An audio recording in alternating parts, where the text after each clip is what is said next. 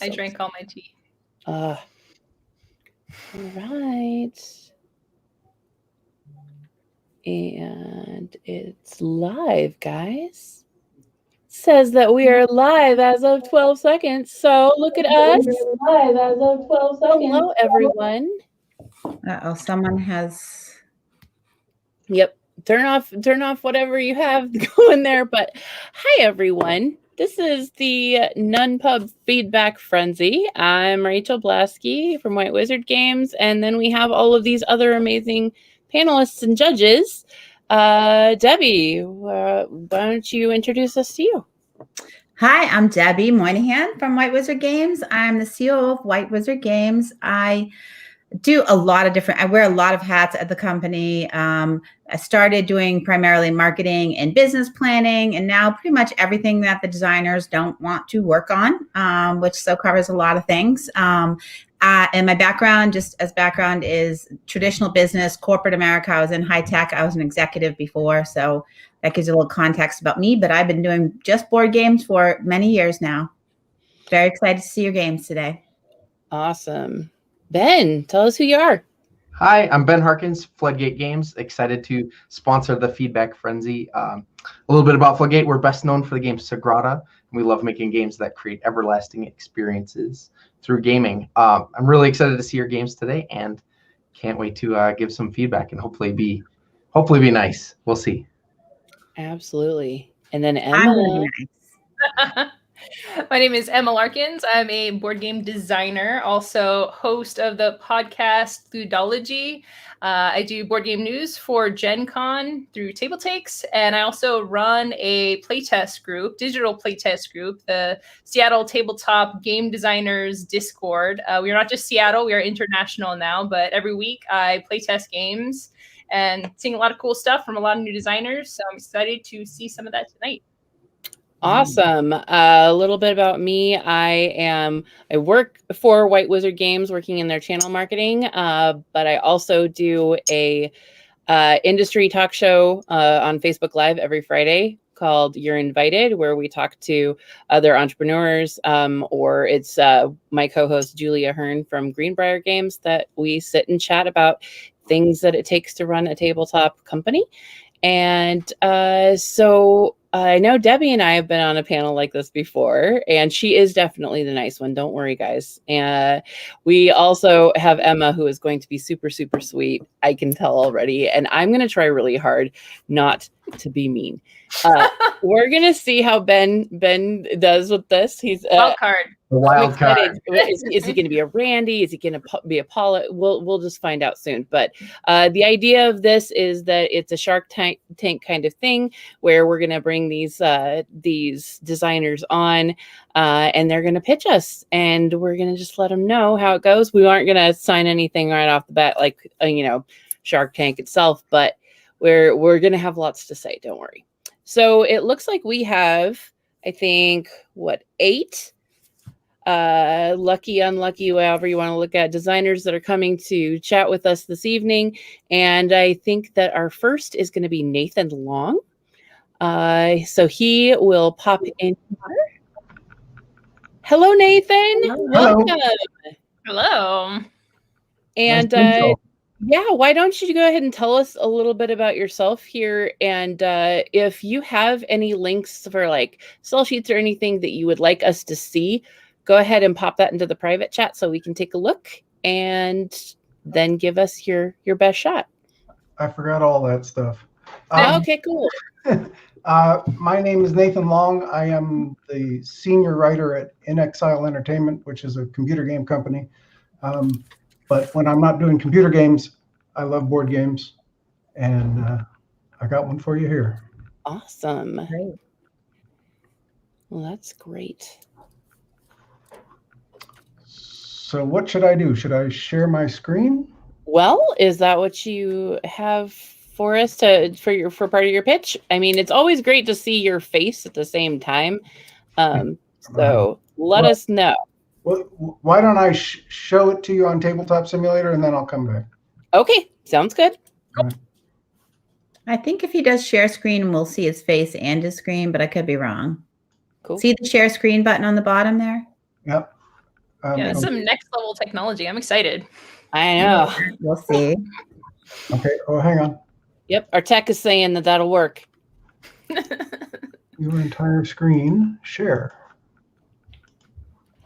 I don't know why it's not. Oh, I see. Usually there's something that the tech has to do. There we go. Perfect. Ooh. All right. Okay, so this is a game called Night Terrors. The idea is that you are all mad scientists who I think are. we need to share the other screen. I'm seeing the Feedback Frenzy screen itself here. Yeah, do you need to change it to a different... What? All right, hang on. It's all right. Usually, I know that when we do this, there's the option to share the screen or share the window. And if you have two monitors, you have to choose which screen. Here we go. How about this? There we go. All right. That's a game. All right. Okay. So this is a game called Night Terrors. And it's you are all mad scientists trying to collect the monsters of the mind. And this is a 3x3 grid of locations. And you deal them out randomly, and then you deal the monsters to the various locations. And one more. And then you take out the middle one.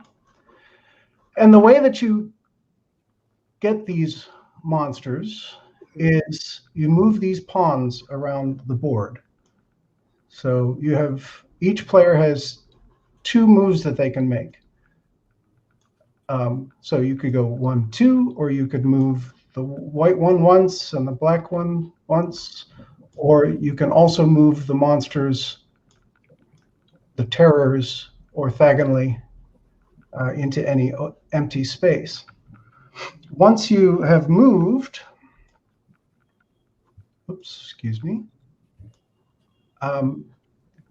the focus of the 2 rows is where you can play.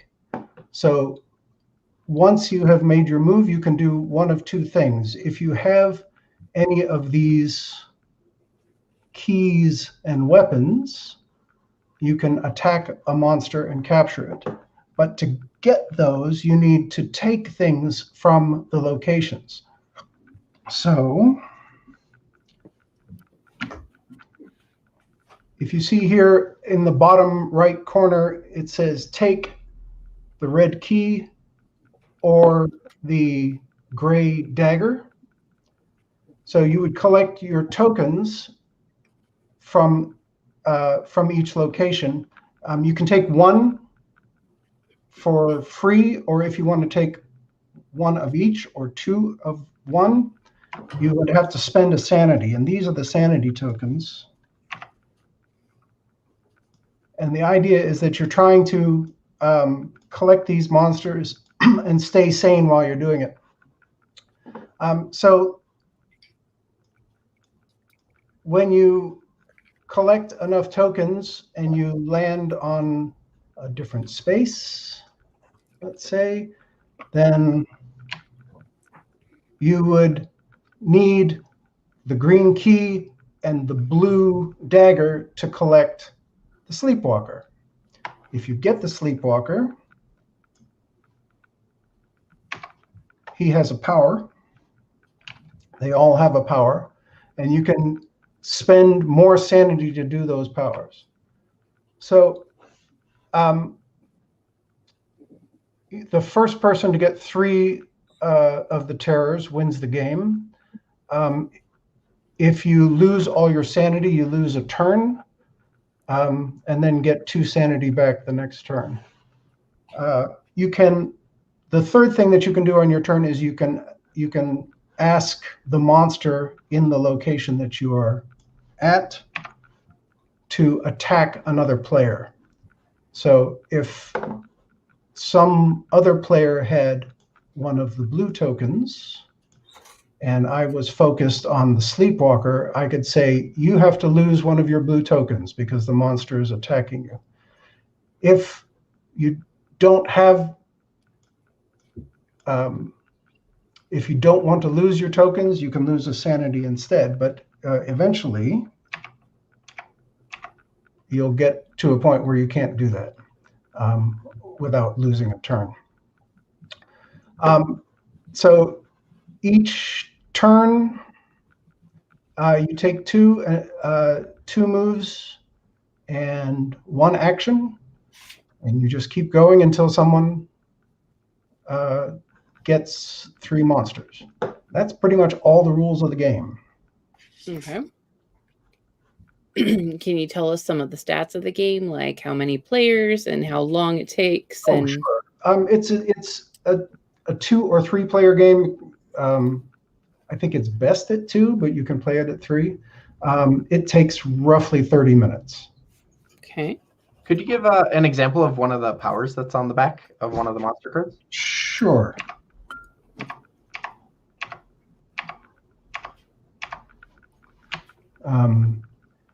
Spend a sanity to allow a terror to push another terror into an open space. So if this guy wasn't there, you would spend a sanity and push this one here as you move here. Or spend a sanity to take a key from another player. Or spend a sanity to swap 2 adjacent terrors. Spend a sanity to swap the robot for a terror still in play. So if you had the robot, you could get a different one.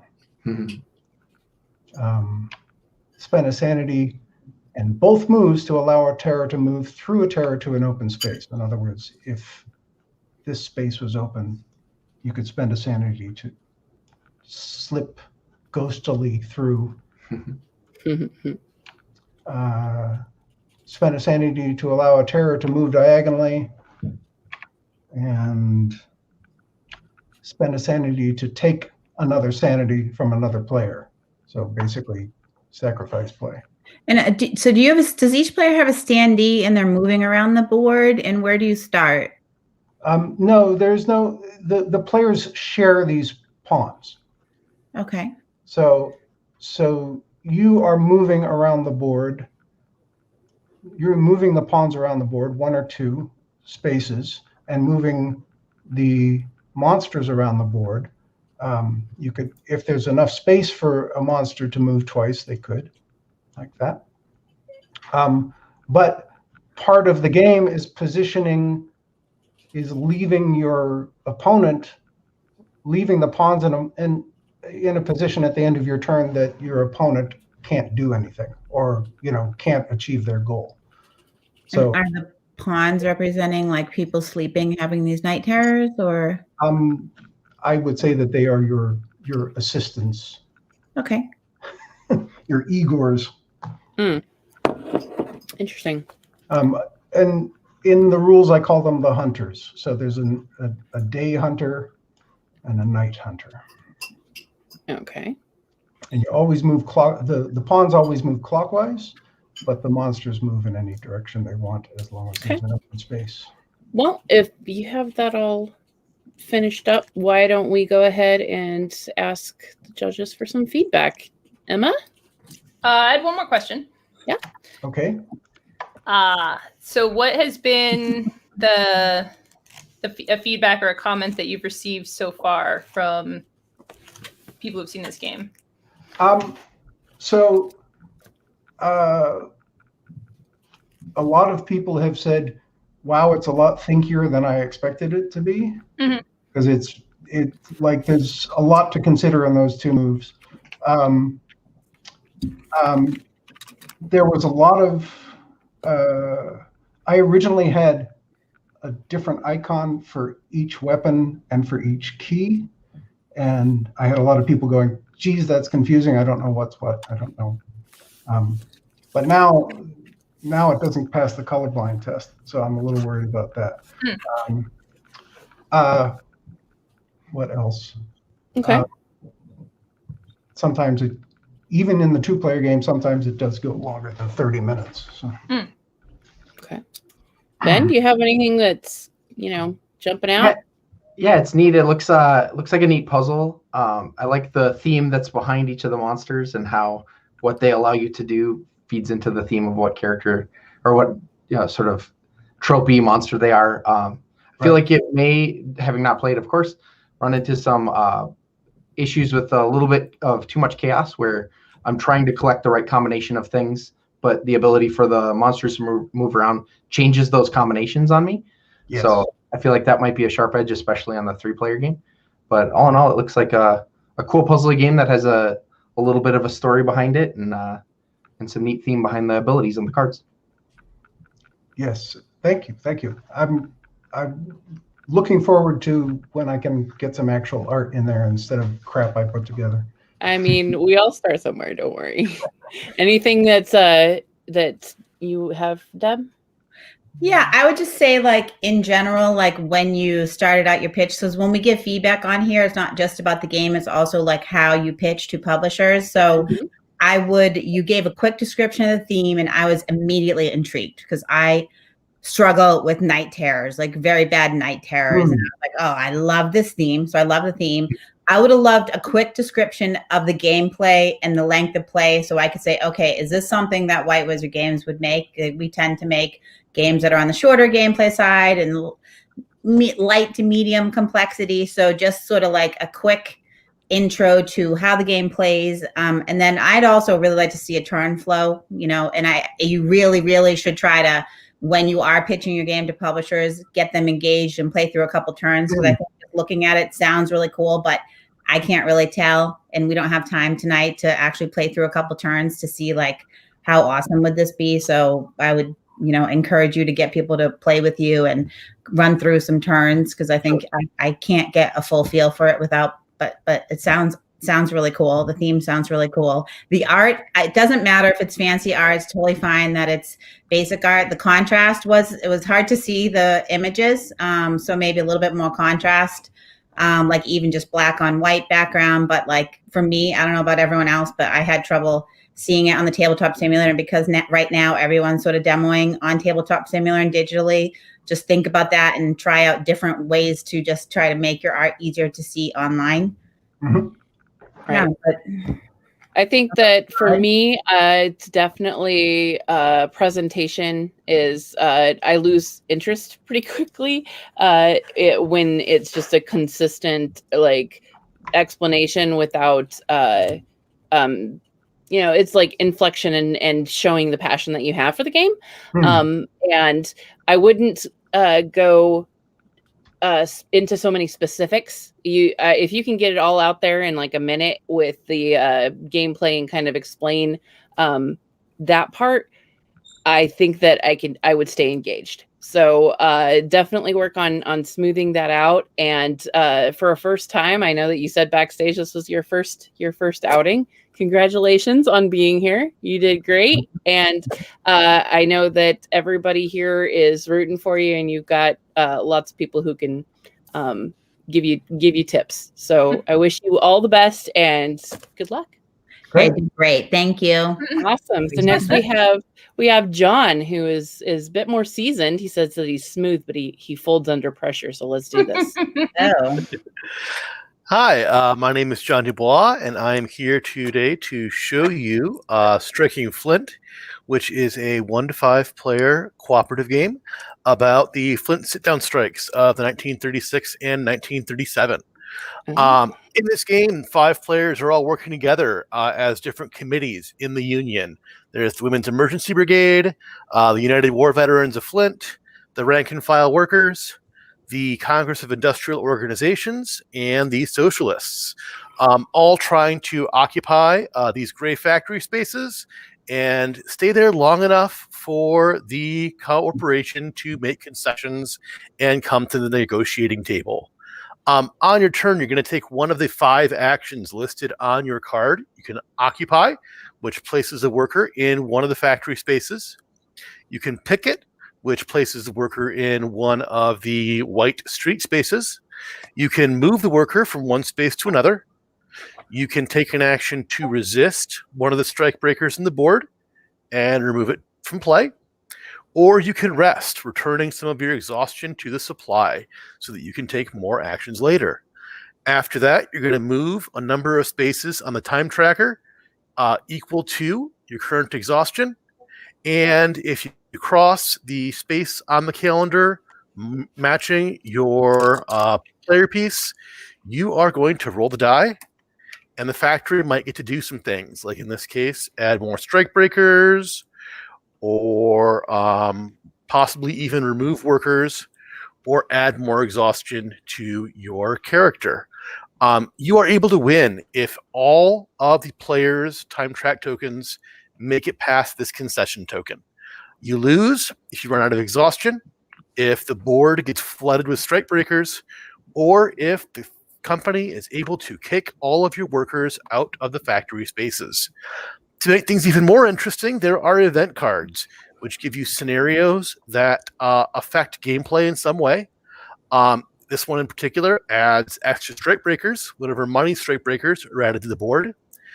When you remove these events, you are able to move the timeline of concessions back and make it easier for you to win. And that is Striking Flint. Ooh, smooth. Excellent. Theme, I love your theme, I loved the theme of the last game I saw of yours also. It's a little known fact. I don't know if any of you know this. I was an automotive engineer. That was my first career. I lived in Michigan, and I worked for Ford Motor Company as an engineer. So this with a lot of UAW workers and a lot of sort of day-to-day negotiations to get our work done. So the theme is awesome and so detailed. And I grew up in Flint and moved to Troy, so I went from GM country to Ford country. Oh, nice. Mm-hmm.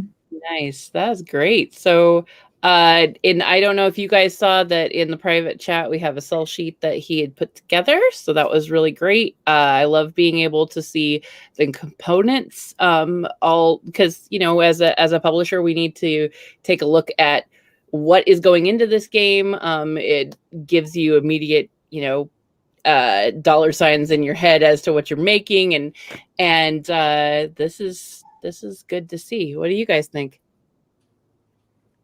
Yeah, I have to say this is a theme that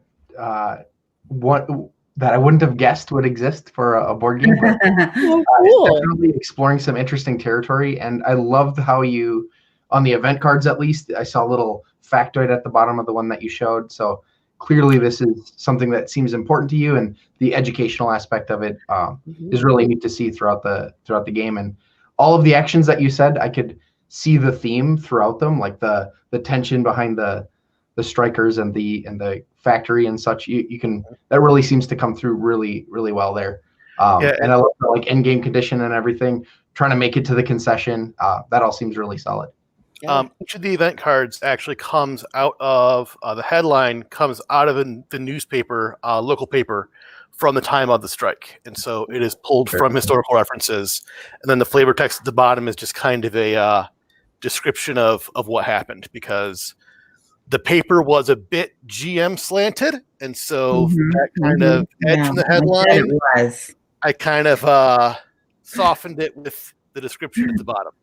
A lot of corruption around the big automotive companies. Gosh, the attention to detail. Well done. What do you think, Emma? I would say I might have missed it, but I think some of the stats up front. So the fact that it was a cooperative game that's in the sell sheet, but I don't remember if you said that. We did mention. That it was a cooperative. Yep. Because I think not knowing anything whatsoever about this theme, I was kind of confused the whole time about, because you used a lot of insider language, which I think is great for the game to have that. But as someone who doesn't know anything about this event, I was trying to pick up on all the terminology that you were using to figure out how exactly that related to the gameplay. So I think having gone through a turn or something, and specifically saying like how the cooperative strategy works, I would definitely like to see that, because I can see, my understanding of this game is like you move the people on the spaces. I'm not exactly sure why, and you mentioned the end condition at some point, but I felt like it's hard for me. I'm not sure how the game works at this point. Like, I think it was very fast, which is good, fast and tight. But I think for a more general lay audience, even just playing out a turn and kind of like saying some of the actions and Mhm. not necessarily using insider language for the pitch, I think, because some of the things like more broad audience, a language more suited to a broad audience. Like I moved to this space and these are our workers. And then, in the rule book, you have the flavor and everything. So it's good you have that. But for someone who doesn't know about this stuff, then I was left a little confused. Mm-hmm.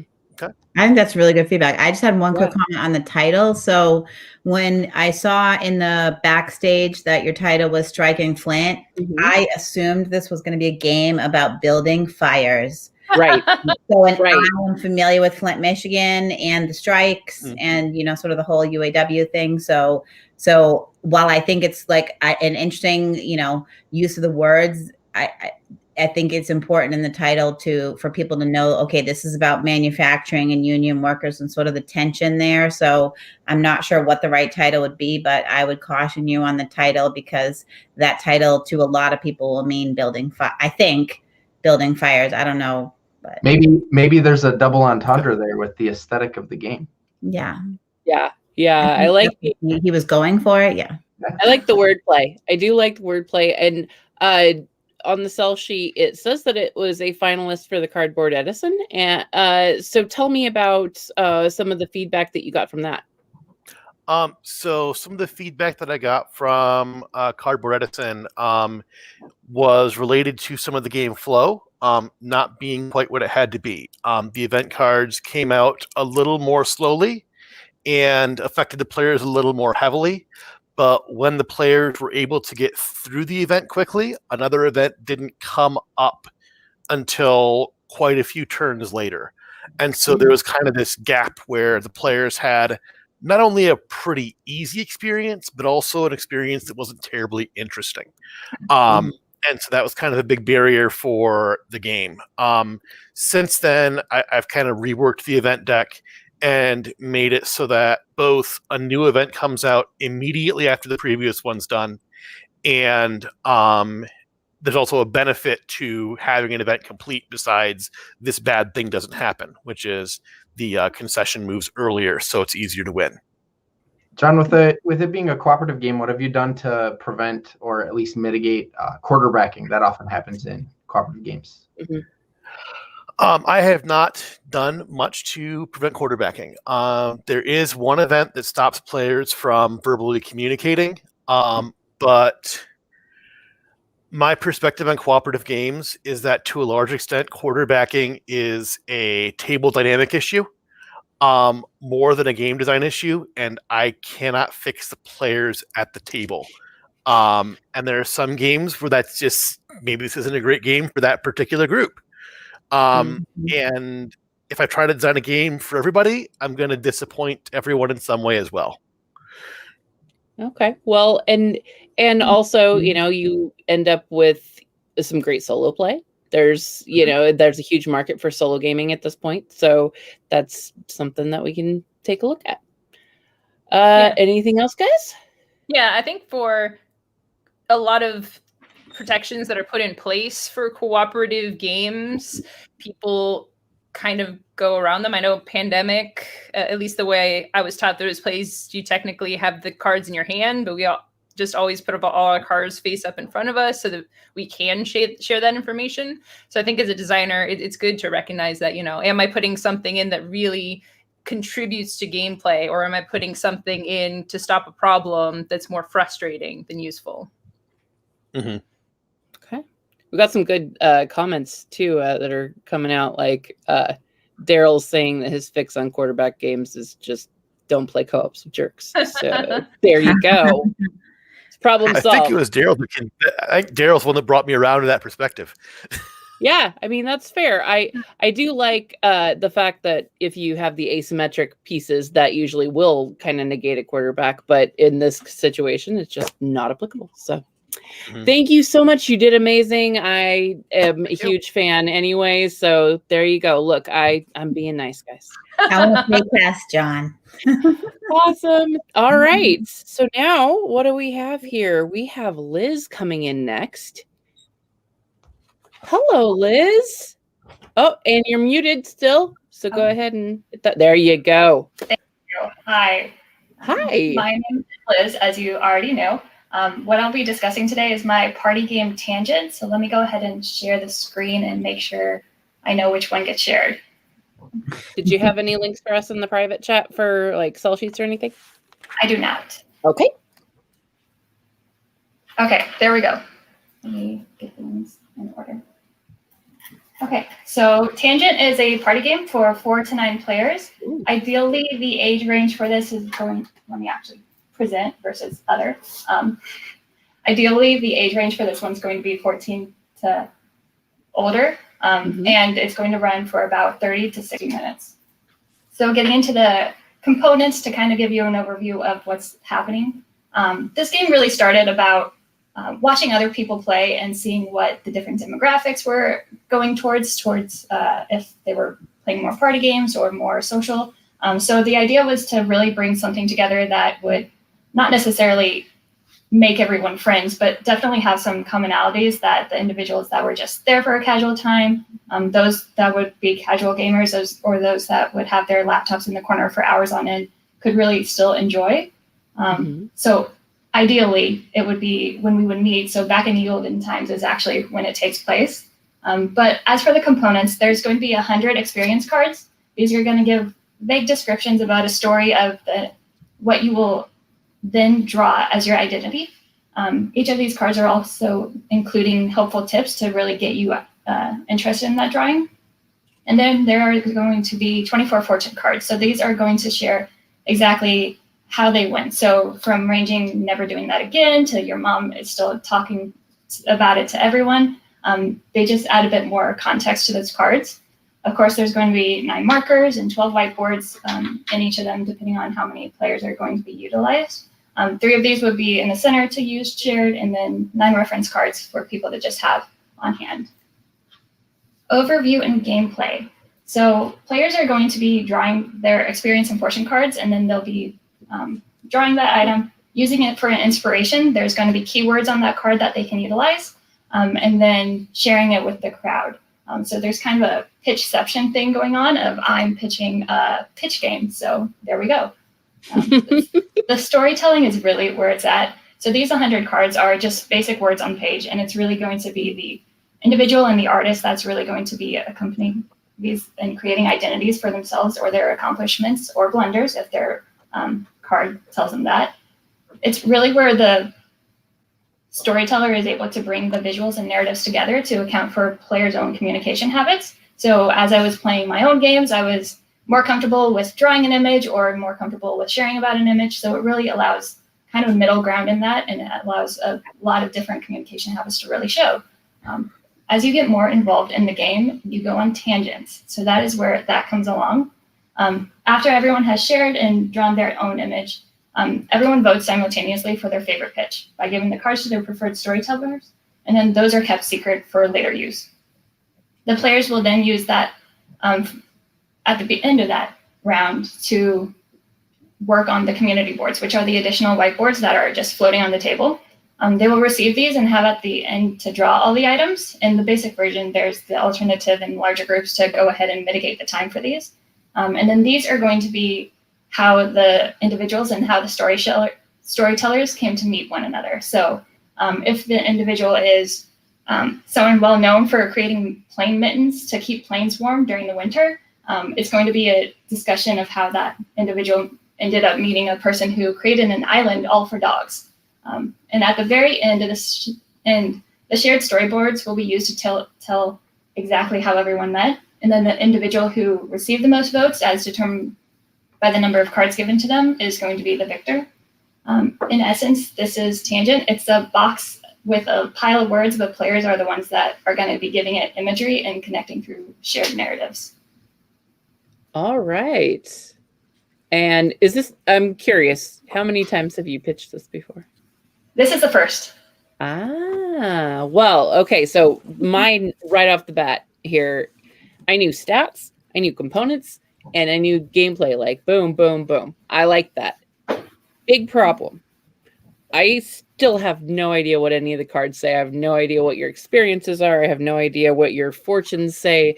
I missed entirely that you said that that's how like you met, and I listened for Tangent, and So I definitely want to see these things because I still feel like I watched all that and I was like, okay, so I've played games like this before. I played like Tattoo Stories. I played like all these different things. I still have no idea. So that's where I'm at right now. Well, what do you guys think? Yeah, if we could just, and part of it is this format too, is I can see the, but I Yeah. can't actually read the words on the cards. If you could just read or say what's on an experience card.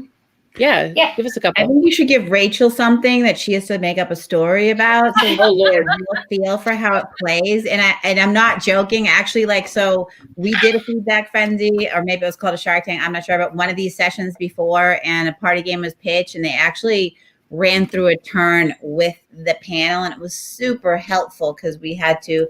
So you might consider that when you are pitching, to give people an example and have them sort of run through a turn if you have the number of players and it's quick enough. I don't know how quick like sort of a round goes, but you should give Rachel something so she gets a feel for how the game plays. Yes. Yeah. We're on the end of So- the bus. Let's do this. Rachel, I will give you 2 examples and you get to pick one of the identity that you're going to select. Okay. You either chose to drink only out of an orange twistable Gatorade bottle for all of your life and were nominated to speak out at environmental impacts, Mhm. or you invented a 0-calorie and delicious cupcake and were selected to bake the cake for the next royal family wedding. Oh, that is absolutely my jam right there. The second one. That is Okay. that is my goal in life. Okay, go ahead. And And now, the fortune card is your mom still tells everyone about it. So of course she does. I mean, the coolest thing ever. this is true.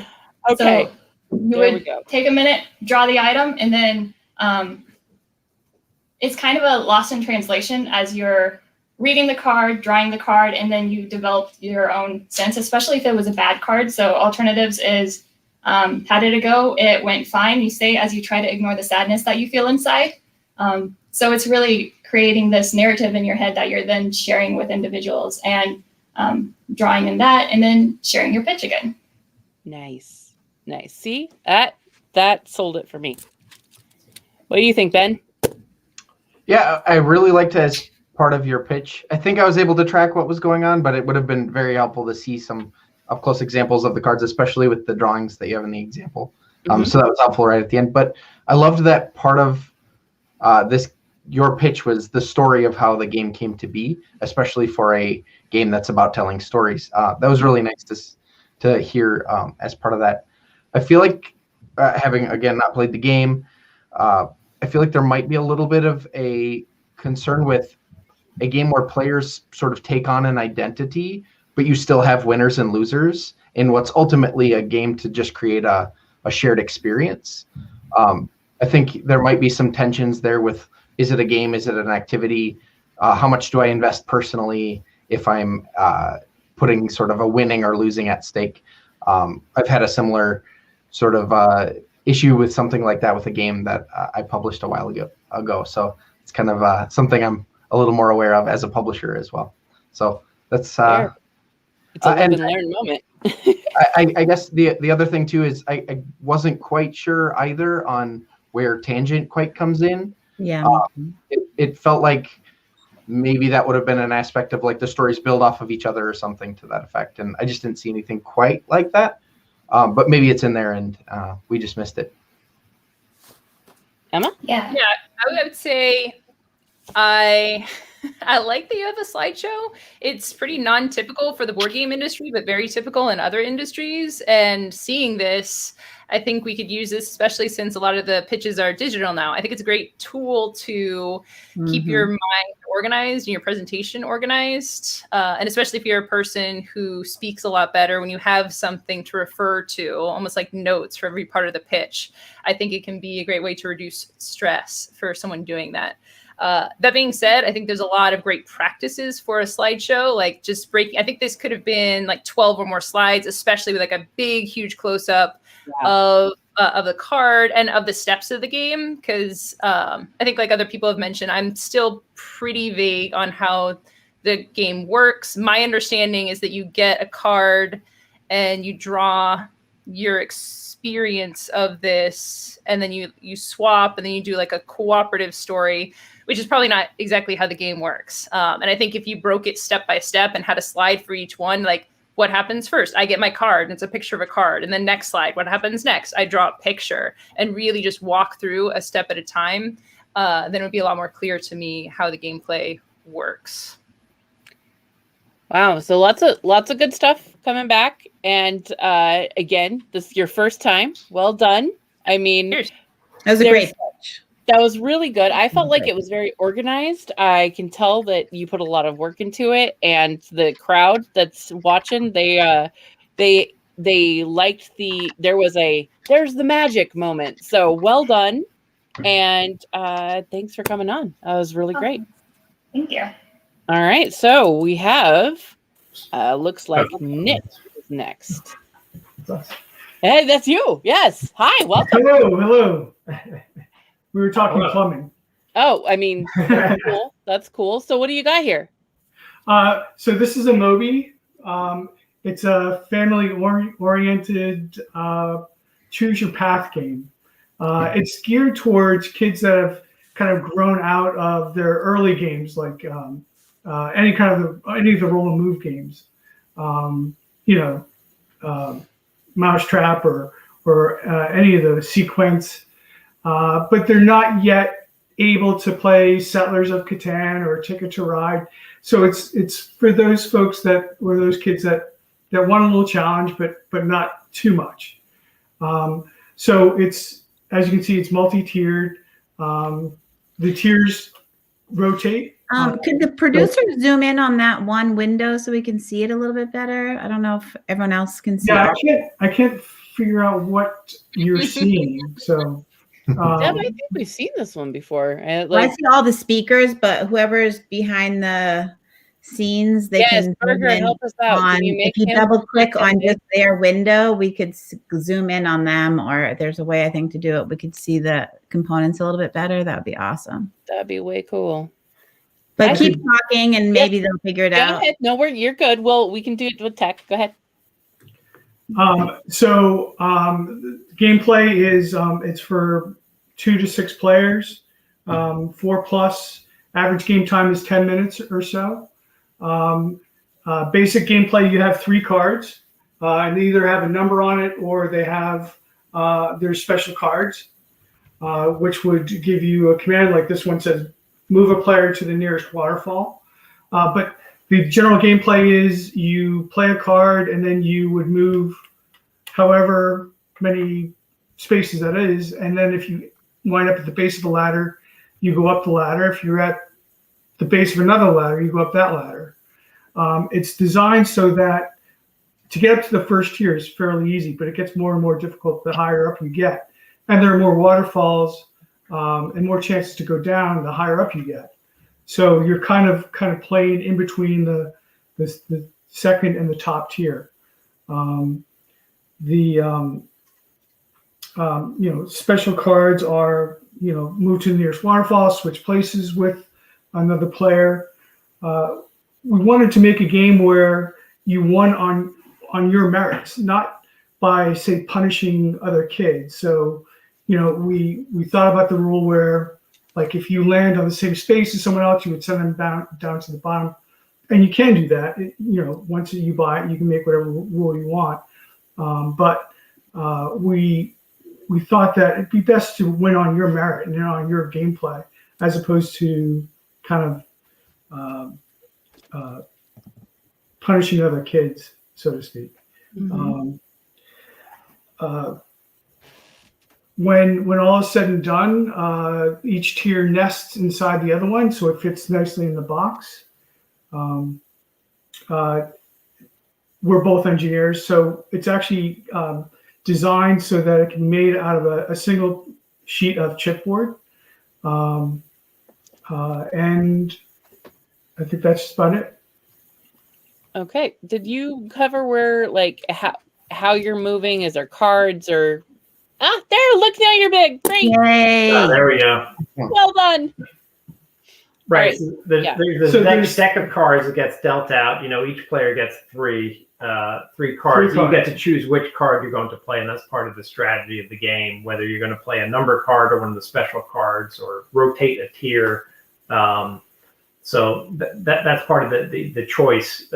Every move you make, you have a choice to make each time. What was the age Did you range? say rotate? A few times. Yes, you could rotate the tier, and so what that does is it either lines up a ladder for you or lines up a waterfall. Well, it just lines up a ladder for you. Okay. Did you? Lots of questions are coming across. Are there obstacles? Is it just the turning, or is there obstacles that they have to go around on the path? No, there are no obstacles. Okay. Well, other than the waterfalls, right? So if you were in a situation where you chose a card, it was 3, and you had 3 to a waterfall, 3 to a waterfall, your obstacles are the down shoots, if you will. It's almost like a 3-dimensional shoots on ladders, but there's a lot more choice involved. It's not a simple roll and move game. The obstacles are your waterfalls, which can, as Nick mentioned, can line up and would cause you to fall potentially all the way down. And ladders likewise can line up and allow you to go up more than one level at a time as well. Very cool. Huh. This is not your first pitch, is it? Pretty much. Generally, yeah. Yeah. Really? Okay, because I swear I've seen this before. This is like something that has been on a past one. I swear that it was something very close to this. So that's really, really cool that I'm seeing something else. Wait, somebody's ripping us off? Is that what you're saying? I mean, just saying. Check the market. Just saying. Okay, so we did put it in for Cardboard Edison last year. Okay, cool. Well, tell me what Amobi is.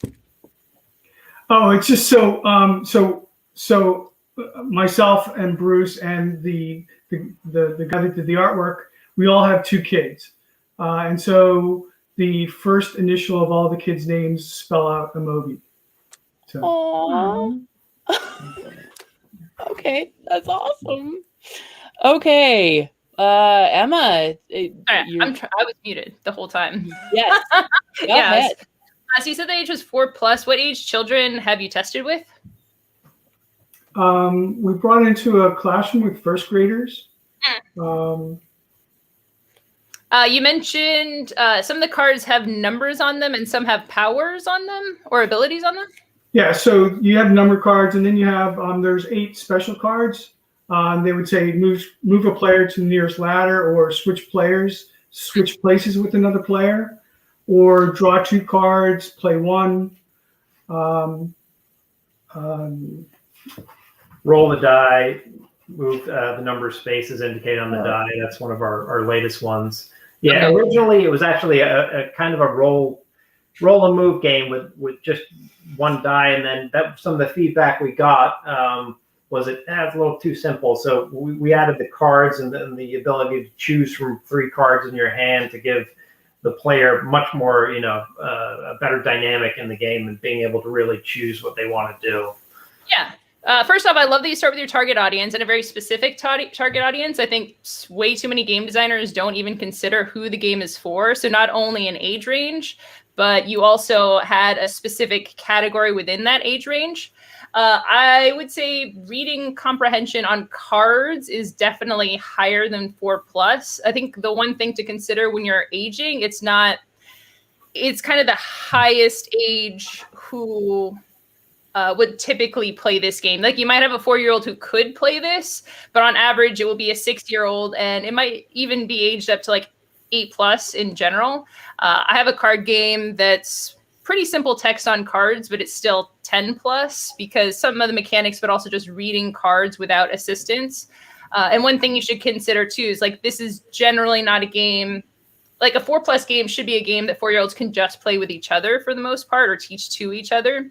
So for like, is this more 6-year-olds are going to be able to play and teach this to each other? Or I would say maybe like 8-year-olds would play and teach it to each other. Or is it something they play with older children or with their families? So just some things to keep in mind for the age range that you put on there. They're good points. Yeah, thanks. Yeah.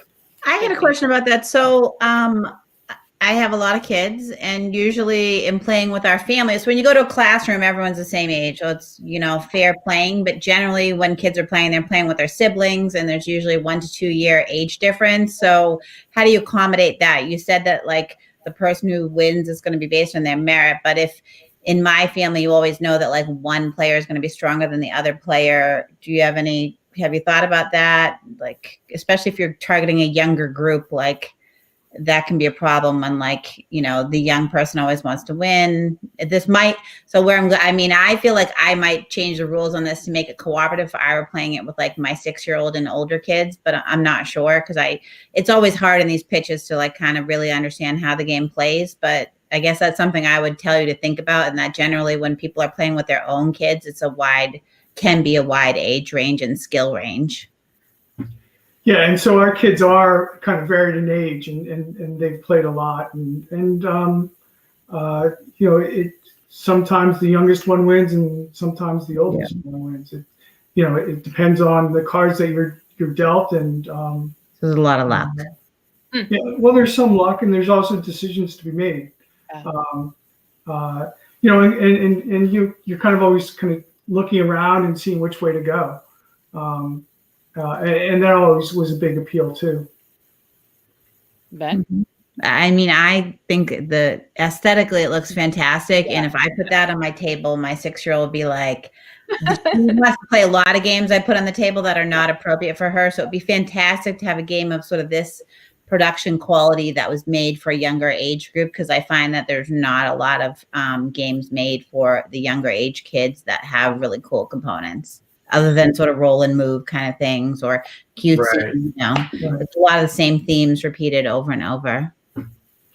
Yeah, we're pretty much right at time, so I'll make it quick. I feel like there's a lot of conflicting goals with this game. The name's difficult to pronounce, but you're trying to pitch to 4-year-olds.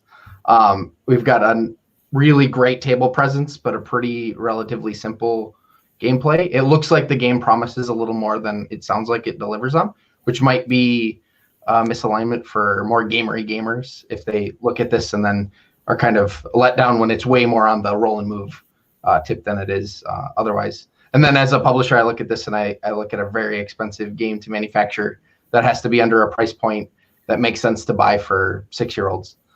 So I think you have a couple different conflicts there, and none of them are necessarily addressing the quality of the gameplay. But I would definitely think about the alignments of those things and see how they gel going forward. Yeah, I was kind of the same way. I'm like thinking, okay, so we've got a massive thing to build, and what kind of components, what kind of construction pieces, like what are we making this out of? What are we doing? So definitely something that you'll want to think about. Got to run right now, but it was for a first pitch. That's fantastic. It's really cool looking, and I'm excited that you guys are coming up with things like that to get in, really like Emma said, focusing on a specific demographic. So we actually so we can make this for about $5 again, because of the way that it's designed.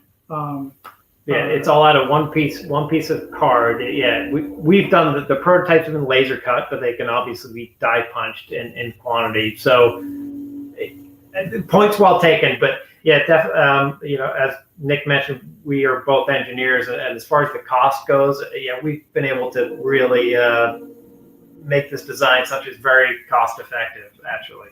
Super interesting. Well, great job, guys. Well, thank you so much for coming out. All right. Thank you. Yeah, thanks. Yeah. All right. So it looks like we've got Jay Bell coming up here next. And hello, Jay. Hey, how's everybody doing? Hi. Oh, Great. Oh, I love your shirt. Well done. nice. Awesome. Very cool. So you ready to go? Yeah, I am. All right, let's do it. Okay. Can everybody hear me okay? Yep. Yeah. Absolutely. Great. Okay. My name's Jay Bell. I've been designing games for about 2 years now. I'm a graphic designer by profession, and I've been doing a little bit of board game reviews with Board Game Gumbo. So this is just me hoping to get my feet more wet in the board game community. With that being said, let's take a trip to Louisiana so that I can tell you about my game, Frogs and Rain. You see, in the small town of Rain, Louisiana, frogs would compete to prove that they have the fastest feet in the South. I've taken this cultural tradition and turned it into a board game so that families can still enjoy this exciting event in the safety of their home during the pandemic. So, if we take a look at some of the specs here, this is a dice rolling decision making game for 2 to 6 players, ages 7 and up, to spend 15 to 25 minutes moving their frogs from the center of the board to the outer edges. The highlights of the game, what make it worthwhile, are really tailored to our younger audience. It's a cultural game that might expose them to something that they weren't familiar with before. There's also quick turns. No turns are useless. There's always something for players to do to progress towards victory. And there's always positive interactions. None of the player interactions cause negative effects for anyone. And there's tons of educational practices in moving and such. Yeah. So on your turn, you'll roll dice. You'll use those numbers either individually or together to hop your frog from space to space, moving closer to the winner circle. There's rewards for rolling doubles. And there's tons of choices to think about as you're moving closer into the winner circle. Now, I know what you might be thinking. How can I enjoy a game that's so luck-based? What if the dice just aren't nice to me? Well, even in Frogs and Rain, there's always a chance for redemption. If you roll dice that are unusable, you'll get to place a star lily pad. What those do is allow you to manipulate the board. You permanently get to place one of these, and they are so frog and awesome that your opponents are going to want to use them too. I just have to stop you there and say, like, your presentation is awesome. I know the benefit of the graphic designer, but it's also the flow and the layout, and starting with like the quick game description, the story around it, the mechanics, the number of players, the age. Awesome. Continue. Sorry, Debbie. Would you say that it's totally awesome? I would say totally frogsome. Totally frog. Totally frogsome. Frog and awesome. Great. Okay, so this trip to the frog capital of the world has really brought back a bunch of memories for me. But if you think this is just your average roll and move, I am willing to bet my biggest bullfrog that you can forget about it and take a chance and see what all the agency has to offer and all the planning it takes to win. So that is Frogs and Rain. I'm in love. This is amazing. Okay, cool. Somebody else talk because I can't even right now. Jay, that was great. That was well put together for sure. I think I do have one question. Can you repeat for me when I roll the dice and then what is my choice for moving a frog? So let's go back to that slide. When you roll your dice, let's say, Ben, you are the blue frog and you've rolled this 5 and this 1. If you see where the blue frog is on the circle that says go, actually, you'll get to decide, do I want to use my 5 and my 1 individually, or do I want to put those numbers together and use them as a 6? Now, your blue frog can take either the 6, the 1, or the 5 that's green, or you can do something really awesome and hop over any amphibian in your way, meaning that brown frog is going to get hopped over if you decide to use your 5 to hop onto the brown 5. Wonderful. Great. And you have one frog. Each player has one frog they're controlling? Each player has a team of 3 frogs. In a game for 2 to 3 players, everyone places 2 frogs. 4 to 6 players, you only place 1, and you get to bring your next frog in when you move them into one of the winner circle sections, which you can see in the bottom image that's sort of cut in half with the 2 numbers. Cool. That helps. Yeah, Jay, this is great. I think it's very clear. You know who this game is for, and you're making a game for those people. And it achieves all the goals that it sounds like you set out to from the beginning, from what I can see here. I want my kids to play this game. And you had mentioned that you were, if you couldn't place the dice, you could permanently change the board. How was that? Yeah, Yes. tell us about those lily pads. Right. So the star lily pads, I really, during playtesting, actually, one of my players would just get bad rolls all the time. And he said, gosh, if I had tokens for every time I met a bad roll, I would win.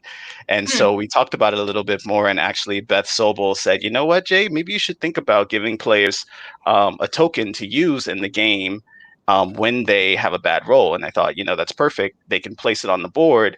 And now when they're in a space, let's take the yellow frog, for example, they can hop onto that blue star lily pad with any number. So it makes your path to victory much, much easier, and you're not stuck in one place at any time. Mm-hmm. And you get these star lily pads like into your supply, so you can place them. Right, you'll place them immediately once you roll an unusable set of dice. Okay. And I just want to point out, too, the fact that we're asking all these questions is a very good sign, because this is like, I know it feels like we're grilling you, but same thing. I saw this on Twitter. I already was excited. So full disclosure, like I was prepped for this game, but I'm even more excited now that I know more. And when publishers start like picking at these little things, it's because the wheels in their head are turning and they're like, oh, I see how this all fits together. And and that fits in there too. So it's it's not meant to be grilling. It's more like, whenever people are starting to ask very specific questions about that, it's good. I think one thing I really want to point out to this, I think you have a very good skill of presentation. I'm sure that you've worked very hard over a lifetime to develop those skills. Not every designer has developed those, but you can see from our reactions here that a game is supposed to be fun, and making a pitch fun for the publishers goes a long way to say like you're excited about your game. I'm excited. I'm having a fun time in this pitch. And that definitely makes a difference to practice on it and make the pitch itself fun in addition to the game. I love that there was an educational aspect. Because I see so much good coming from this game from so many different angles. The fact that there is the highlights, you made sure that these are going to be potentially kids that are going to have a good time. They're not going to be, poking at each other. They do that enough on their own. But I mean, I like the racing and the chaining and the manipulating the board, and seeing it all just listed out there for me made me able to see it in real time. Like, oh, that's what he was talking about there. That's what he was talking about there. And I just mind-blowing. I'm in love with it. So there we go. Anything for you, Deb? Deb, can we sign this game? Deb. I mean, I do want to make kids games. We don't right now, but I get very frustrated because I have, a 6-year-old and older kids that like to play games, and like constantly I see them playing Tenzi and Uno over and over, even though they have a lot of games at their disposal, games that I purchased and people have given me that are, modern board games, but yet, I have someone that comes that I have my daughter and one other 6-year-old in a pod here, remote schooling with my babysitter, and they still fall back to Uno and Tenzi over and over. And it's just, and those games are super fun. I watch them play and they are really fun and they love it. But like, I want so much to see them more engaged and just having more variability and stuff. So this is very exciting to me to see more games coming out for this age group. So I would love to try it out. So Beautiful. I'd love to get a copy of it. I don't know if it's digital or physical, but I'll chat with you afterwards. But I think it looks super fun. Thank you all. Awesome, Jay. Yeah, great, Jay. Well done. Yeah, thank you. All right, Courtney, I'm so sorry you're going to have to follow that up, but dang, this is, we got to move on. Oh gosh. Okay. Got to breathe. I need some more tea. All right, cool. So I'm excited. I know somebody said in the chat, slap a pun on it and Rachel's in, and it's so legit. Like, I just need puns. Yeah. This is a pro pun chat panel here. I don't know about the rest of the panel. It does go to show that like a little bit of showmanship and organization about your pitch, especially in these kind of situations. So when you're coming to speed pitching at Unpub or other conventions, or like publishers seeing one pitch after another, like having some entertaining aspects, whether it's jokes about the game or just a little bit of chit chat about you personally. It helps so much. Like just Dragon to break awesome. the pitches. Dragon awesome. Yeah. So, all right, now Courtney, the people in chat are very, very strongly encouraging you to quick come up with a bunch of puns. So let's go. I need Courtney in here. And she does have she. Hi. Hello. And there is judges a cell sheet in the chat if you saw that. Yep. Okay, I'm just going to share my screen, and I actually did have a pun planned, so this is going to work out great. Excellent. All right. So good evening, judges. My name is Courtney Shernan, and like many people, I am obsessed with my dog. At least 90% of the pictures on my phone are just her sleeping in different positions. And I have full-blown conversations with her like she's a person. She has had such a huge impact on my life that I created Treat Please, a game for dog lovers that lets players live a week in the life of a very spoiled dog. So Treat Please is a 2 to 4 player hand building and resource management game. It takes about 15 minutes per player. And each player takes on the role of a different dog living in a household with their owner, referred to as the human. And as a dog, you know that you can manipulate the human into giving you pretty much anything you want by being cute and doing fun dog things. So your goal is to become the most spoiled dog throughout this game. So we can't see your screen. If you are sharing your screen, you might want to try. Oh no, I did. Again. Okay, yes. Pictures. If you click the share screen, yep. It says sharing a window. Okay, share screen. Share screen. Application. PowerPoint. Nothing. Is there something Burger needs to do to? Yeah, something might have been worked from the. Could be on our side. It says StreamYard.com is sharing a window. Can the viewers see her screen? Oh, there we go. There it is. Okay, let me hop back in. So, yeah, this is the first slide you missed. I was only on the second one, so we're good. All right. Great. All right. So, yes, you're a dog. You want things, and you like being cute to get them.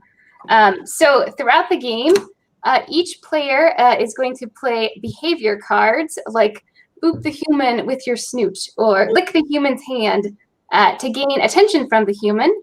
And once you've gained enough, you can spend that attention to complete objectives like go for a hike, get an apple slice, or get belly rubs, along with many other things that you hope to accomplish as a dog. Each of these objectives is worth affection points, and the dog with the most points at the end of the game wins.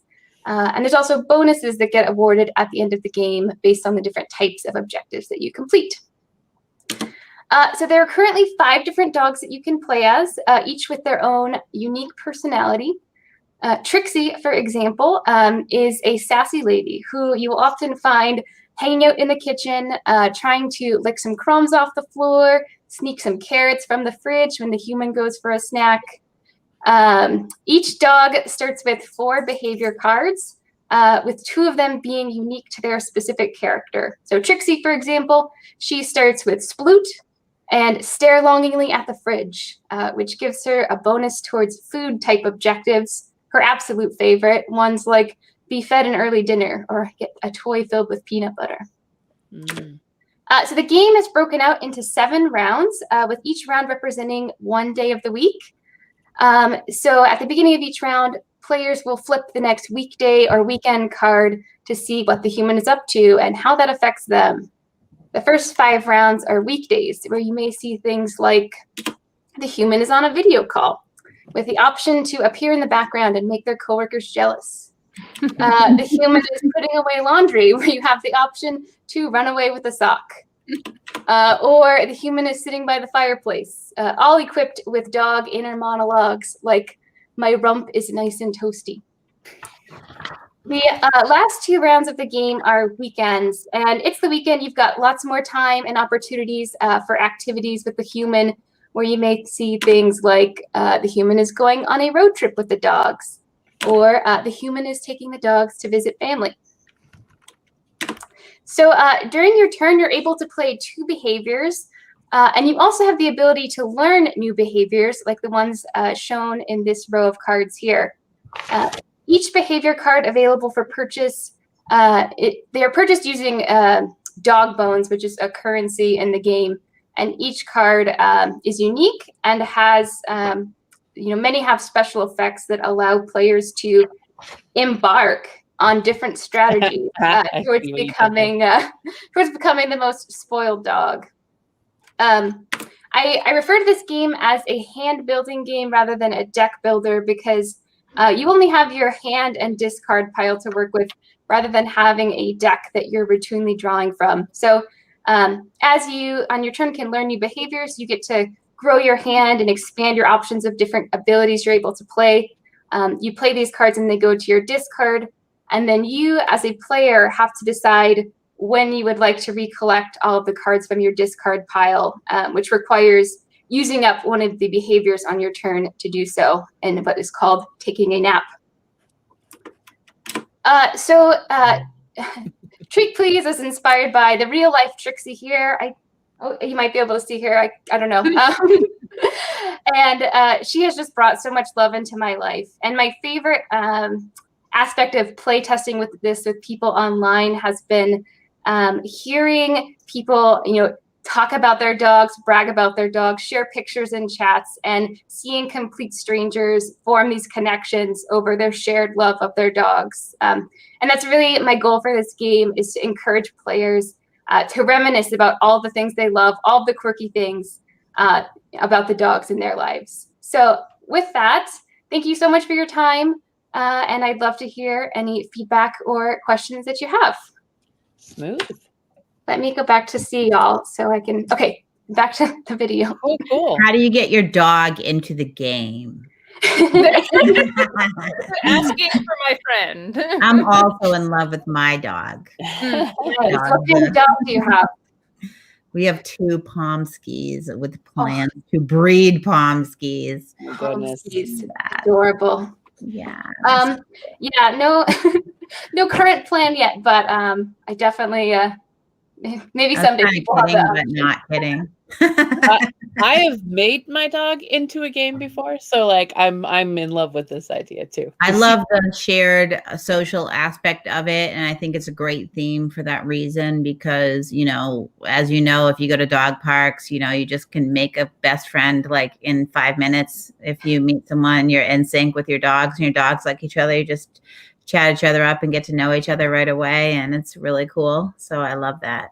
It's awesome. I don't know exactly all the details of how the game plays from the pitch, but you've intrigued me enough that I would like to know how it plays. And I mean, that's the goal of these short pitches, right? Is to get us intrigued to want to know more. But I sort of understand some of the aspects of it. Yeah, we had a great post in chat here from John Balea Plays Games. The pitch needs a visual example of a turn using a dog character. I agree. For a quick pitch, this is great, and I do want to learn more. I love that you put 12 plus on it, because when I first saw it, I was like, oh, simple card game. And there's definitely some complexity here. I think not a publisher, but I think you got pretty close to the age range. I think what I see way too many designers do is like, oh, it's a card game, it's fun and light themed, and kind of force it into a younger age range. You're using a cuter theme for what reads to me like a slightly more complex game, and still not super complex. This isn't a Euro game or anything, but I think that's great. I think that you would have to work with a publisher to make sure it's presented in a way. Having my game be a slightly complex, adorable card game is definitely an expectation thing of like making that the art match the expectation, but as a designer exactly where that is, and that's great. And now, I do want to play the game because I play a lot of card games, and getting the feel of the turns is definitely my next big step for what I want to see from this. Thank you, Ben. Yeah, I love, as I've said for other folks that were on earlier, I love that you had a story behind your inspiration for the game. And it's very clear that pervades throughout the gameplay and what you've created here. So that's really awesome to see. It really looks like the gameplay is thematic to what you are delivering on that vision as well, by having your your dog, you're playing as your dog and getting better at what you do throughout the day and sort of experiencing life through their perspective. So that seems really great. I would hope that based on the look of what we've seen here, I would hope that the game does deliver on a lot of the sort of like comboing and chaining of playing things and the tension of the choice of when do I scoop my hand and all of those sort of satisfying mechanical pieces. It was hard to see whether or not that would be there, but I would say that'd be my biggest. Oh, Oh my gosh. Hi, Teddy. Okay. Oh my Not goodness. That's great. No, I was just going to say that when you first started, I saw that 12 plus and I went, what? This looks like a kid's game. And so you want to figure out what makes it approachable, but yet it matches that same level of what you're looking for there. So that is something that's going to be something to look through. So, Yeah, but definitely. again, I love that I have several pets that I have immortalized in games, and it's really cool to see them there, especially after they've passed on. So very, very cool. Thank you so much. That was Thank you all fantastic. so much. Yeah, thank you. Hi, Rob. Hey. Cool. So next we have Johnny. He was on here just a minute here. Now, are you Johnny or John? We'll stick with John tonight. Excellent. Hello, John. How are you? Hey, I'm good. Thanks for having me. Great. So you got a game? I do. I want to tell you about From Love It to Leave It. So it's a laugh out loud cooperative party game where you reference my preference. And it's half an hour for 2 to 8 players, age 12 and up. And I'm going to see if I can share my screen. Okay. Do you have any links for us in chat, or we're just looking on your screen? I will share my screen and I will put some stuff in the chat later. Okay. So let me know when you can see my screenshots of my tabletop simulator, because I couldn't get both video streaming and tabletop simulator to run at the same time. I mean, it's fair. That's a lot. It's totally reasonable. Okay, so this is just a quick overview of kind of what the game is in terms of high level. What we're doing in this game is one player is going to be the target or the it player of this game. And so you're going to secretly mark your favorite and your least favorite experience from a set of face-up cards that are public for everyone to see. And these are a mix of cards. Some of them are kind of quirky, some are kind of regular. It's a grab bag. And your job is to help your teammates, the guessers, figure out what your secret choices were by giving them clues. So after you mark your secret choices, you're going to place 2 cards from your hand. You'll have a hand of these same cards on the table somewhere between Love It and Leave It. So I'm going to do that now, and then that gives you some information about what my favorite was of these 6 cards at the top and my least favorite. Can you read the cards to us? We can't actually read the text on the Oh, screen share. no. Read all of them or just the ones that I just put out? Some, depending on how much you want us to play, maybe just some examples of what the cards are. Okay, sure. So the cards that are available for me to choose as my secret favorites: Water Drops on Leaves, Discussing What I'd Name My Boat, Gravy, Riding a Moped, Jeans That Fit Perfectly, Mexican Food. And so I just put out 2 clues, and one of them, which is on my Love It side, is Sitting in the Shade Watching Baseball. And on my Leave It side is Pecan Pie. So I've given you a little bit of information about what my secret choices were, and you could guess now, but it's more fun for you to discuss it, take cards from your hand, and give them to me. Once all of you have given me a card, I'm going to arrange them in my spectrum from Love It to Leave It. So you'll give me a bunch of cards, and then I'll put them in sort of a rank ordering thing. I can be creative with how I space them.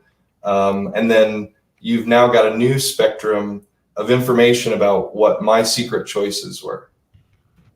So now money is way over on the love it side, and then oldies music and sitting in the shade watching baseball. Mild salsa and jello with fruit were somewhere in the middle, and then pecan pie is still down there in the leave it side. So if you want to make some guesses about what my favorite and least favorite were, this would be a good time to. I know you can't see the cards that well, but are you able to zoom in on the image just a little bit, like control Oh, plus? that's actually There a lot we better. go. Yeah. Yes. John, are some of these supposed to be secret during this whole time, or would we actually, if we were playing, would we see everything we see? you would see everything you see. And It's there's all other on the table. secret cards. You said there were secret cards that were. I would make a secret choice about which one of these cards was my favorite and which one was my least favorite. Okay. So I was imagining using like a Gloomhaven wheel where you could dial something and then put it face down. So the 1 through 6 is not a ranking of these 6 cards. Right. It's just a designation for easy reference. Great. I could use a pen and paper and say, number 1 is my favorite and number 5 is my least, or whatever. Well, I think discussing what I'd name my boat is the favorite, based on the money thing. And Any other guesses? this is when you would have limited information, and you would say, okay, well, I'm going to give John this card because I think it's that, and it'll prove or disprove my guess. And then I would end up ranking everything, and then you would say, oh, well, it definitely wasn't Mexican food because he put mild salsa somewhere in the middle. Mm-hmm. So what would be, what's the next phase of the game then? Are we doing the ranking now, or are we, because it's cooperative, right? So it's cooperative, and you're all the guessers, and I'm the target for this whole round, and actually for this whole game, and I'll show you why in a second. So you would all then make your votes. So let's just zoom out if I can. So then you would have a vote token. You would say, I think this is his favorite, and I think this is his least favorite. And you would argue about it, and you would put them out there, and you would say, this is what I think. And if you get half or more right, then we win and we make it to the next round. So the two that my most favorite was discussing what I'd name my boat. And my least favorite was, do you have any guesses before I tell you my least favorite? Well, I can't maybe imagine. markers on it. I wasn't sure about that though. I mean, Pecan pie is basically gravy on a pie crust. So wait. Gravy is delicious. How could anyone hate wait. gravy? Gravy is amazing. I cannot believe the sacrilege I'm hearing right now. I don't even. What is happening? Okay. Riding a moped is probably not so exciting. I don't know. Well, it was gravy. So. Oh, great. So you don't like gravy?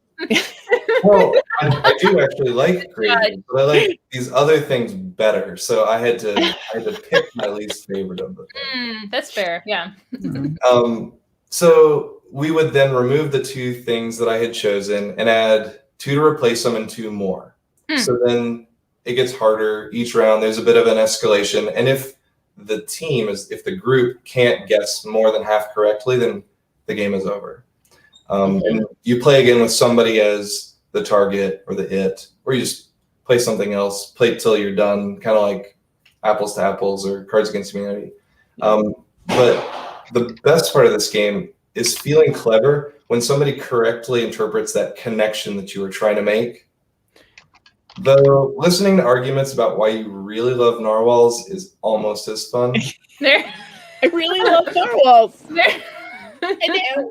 No, but it's other people arguing about you. It's like, this is why John really loves narwhals, and John's just sitting. Yeah, I think this could be really fun. Right. I'm getting I also the think this could be wavelength. really fun with someone that you know, like trying to like just one-on-one. I have to rank like for my husband where I think his things would be in order and he'd have to do it for me, like the Newlywed Game. I think this same kind of like, I'm not trying to redesign your game, so I'm sorry, I shouldn't even go there. But I'm looking at this going, I'd like to use these cards and see if someone could guess, someone that knows me could guess these in order for me.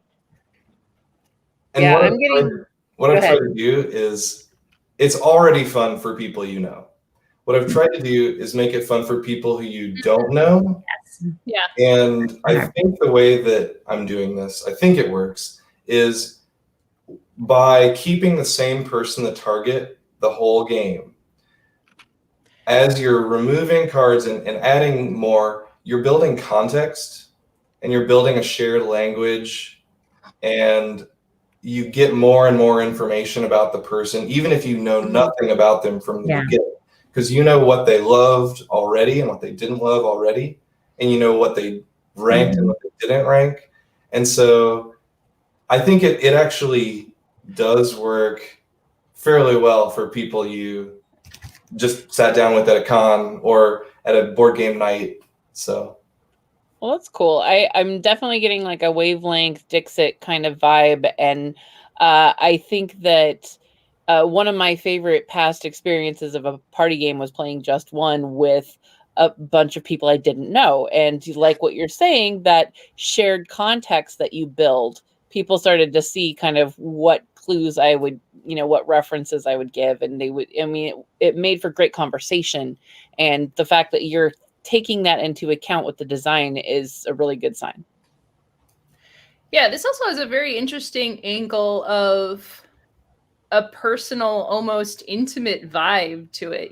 There's like the person who is really opening themselves up to revealing a lot about themselves to potentially a group of strangers, which is something you have to have safety around and be careful about. But it's an experience that not a lot of games create, and I think it has a potential to create kind of a beautiful experience, and an experience that other party games don't necessarily create. And honestly, you could play this like with your get to know you icebreaker at your company meeting or something, and it wouldn't be. It would be enough of a game that it's not just an activity, I hope. Okay. There are also like advanced modes. So I've showed you so far a bunch of the cards. Like these are the experience. This is like the main sort of thing with the like where I kind of designed it around. I don't know if you can read some of these. I'll just. Puffy 80s stickers, my favorite. Oh, it's the 90s. Lisa Frank, please. Yes. Real quick, too, I will say I've seen a lot of these types of games, and developing the content for this game is often, the rules are hard to develop, but developing the content is hard, too. And I think you're hitting a good stride here. I think a lot of people go like, they want to be gritty or they want to like push the boundaries or whatever. I think you've got a lot of like interesting and kind of wholesome stuff here. Not that party game has to be wholesome necessarily, but like I feel you're asking people to be very open about themselves, and you're making stuff. This would be fun. Like, oh, where do I put this? Skydiving? Like, hate. How far away can I like push this thing? And then like weird meats. Just thinking about me, I feel excited to like arrange which of these I like better than other things. And when you have mostly wholesome content, that opens it up to, the family demographic too, that, you've got for large family gatherings and getting to know your cousins that you only see once a year, blah, blah, blah. So I think this is really cool. I want to make sure that we are cognizant of our time because we've got one more designer to come through here before we finish out, and we're almost at our 90 minutes. So anything that you guys want to make sure that you got across? Just want to say one thing, John. This was great. It does seem real fun. I think we might have a sharp edge here with people who might not know what chimichurri sauce is, for example, and would slam it to one end, and that would kind of be a red herring in the wrong direction. So having a way to mitigate, I don't know what that is when I'm being asked to rank it against the other things. Might like a game. A mulligan or something where you exactly. especially playing with kids who didn't grow up in the 80s, so they don't know what puffy 80s stickers are, right? Like you're gonna have those things regardless of what your content is. So I think being careful about that might be important. I like it. And this happened in a playtest. Somebody says, "What is chess pie?" Because that was one of the cards. And then there's this whole 10-minute discussion about what is chess pie and the history of the name. And that's one of the things that I want people to take away from it is the conversations and the arguments and not the score. But absolutely, if there's something that nobody knows what it is, you do have a hand of cards. So you have a little bit of mitigation there. But point totally taken. Awesome. Cool. Thank you so much. It was great. Thanks, John. All right. And we're finishing up. We're at the home stretch with Kate. Hello, Kate. Hello. Hey. Let's see. Do you have anything for us to look at in chat, or are we going to just share screen? I am going to share my screen. Cool, cool. Let's see if this works. Mm-hmm. Oh, okay. Hold on. I might have to. I know that Emma said earlier, it's amazing how well the tech has gone for this. I mean, yeah, and everyone's so prepared. It's very nice. This has been really great. I have not had to be angry. Are you just holding it all in? I know. I'm like, okay, this is my last one. Is this my last chance to go Simon? I don't understand. Yeah, you're supposed to be the Simon here. I know. Well, I know. Oh yeah. Daryl's saying, warning to Kate, Rachel Blasky's gonna make you cry. All right, let's go.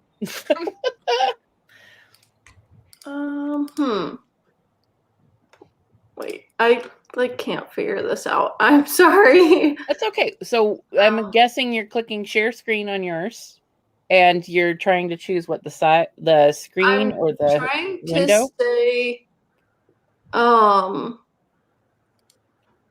it just says the browser can't access my screen. Try capturing a different screen.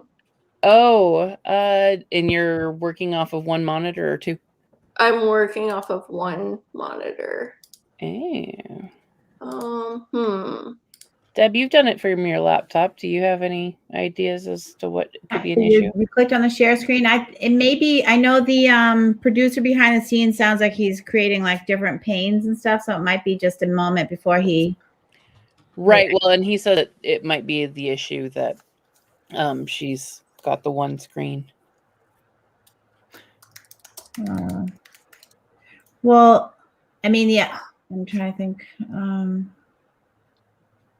Yep. It says that he's not seeing it pop up yet. PowerPoint presentation? I have it on like Google Slides. So okay. It's like I don't really understand why. It's just like my browser. Well, another option is to like maybe share it with, if you can let someone. Yeah, send a link and we can pop it up for you. Someone else on the call, we can share our screen and then just tell us when to click through. Okay. Do that, Rachel? Yeah, Berger said that if you put it in the private chat, he'll put it up. So go ahead and send the link to the Google slideshow into the private chat, and we'll get you all set. Okay.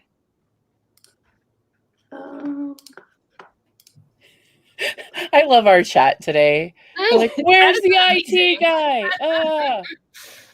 We cursed it by saying that things were going so great. I know. I was just like sitting here, like twiddling my thumbs. But I just assumed that it would work. Well, of course. Well, now it is. Now you just tell them when it needs to move on. So this looks gorgeous. All right, so this is it. So I'm Kate Oddie. I'm the designer and illustrator for First Ascent. First Ascent is a rock climbing themed strategic board game. It's a medium weight game for 2 to 5 players. It takes about 45 to 90 minutes to play. And in this game, players are competing to establish the best route up the mountain and also become the most skilled climber. So if you move on to the next slide. So at the beginning of the game, just to give you a quick overview of gameplay, every player is going to choose one of 12 asymmetric characters, each of whom has a unique ability. And then next slide. The board is made up of individual hex tiles. These are called pitches. Each hex is a pitch, and every pitch requires a certain combination of assets that a player needs in order to climb it. So the assets that they may need are gear. There are 3 types of climbing skills: water and psych. The gear and skills are cards that you'll see along the side. They're going to be drawing those throughout the game. They start with water and psych, a certain amount of it, and it depletes throughout the game. Although there are ways for them to build it back up again. So if you move on to the next slide. So once a player accumulates all of the assets they need to climb, they advance onto that pitch. And then they'll earn the number of points listed at the top of the tile. It might be kind of hard to see here, but they all have a number at the top. So they'll earn those points. Then they play the cards that correspond to those assets onto their board and then deplete water and psych. They play the cards onto their board because as they climb, this is an engine building component that they're getting better and learning more, and it'll eventually convert to basically like a discount that they can use to climb harder and harder pitches as they move up the mountain. It also earns them points at the end of the game. If you want to switch to the next slide. So after they've moved on to a pitch, they've played their cards, then they draw a climbing card. And this is like where the drama is. An event happens. Something unexpected happened while you were climbing, and it forces the player to make a decision based on the event that they're faced with. It might be managing resources. It might give them the opportunity to manipulate the board or help other players. So that's the basic gist of how a turn goes. They end their turn by drawing more cards, and then it moves on to the next player. So if you move on to the next slide, I just wanted to hit some highlights of what I think the most unique aspects of this game is. And I think I'm a climber, so it was really important to me to create a game that had a very true marriage of mechanics and theme. There's a lot of planning and strategy involved, but you very much have to kind of roll with the punches and react to what other players are doing or with what you're kind of dealt.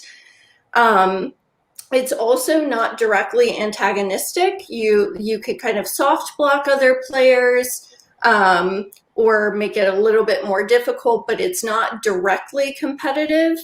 And that makes it scale really well from 2 players to 5 players. There's also one side of the board for 2 to 3 players and a different side for 4 to 5. If you move on to the next slide, I think another really a really nice aspect of this game is the replayability. The board is modular. There are 12 different shared objectives and 12 different personal objectives, as well as all of the characters that you can play as. So your strategy is a little bit different every time you play the game. And that's especially important for experienced players, for them to stay engaged, even though they've played it a bunch of times. And then lastly, if you move on to the next slide, I think something that was really important to me when I was developing this game was a focus on the artwork, which was not only to make it beautiful, but also to make it inclusive. I really wanted to get away with this shirtless climber bro stereotype and make sure that the artwork reflected the diversity of the actual climbing community.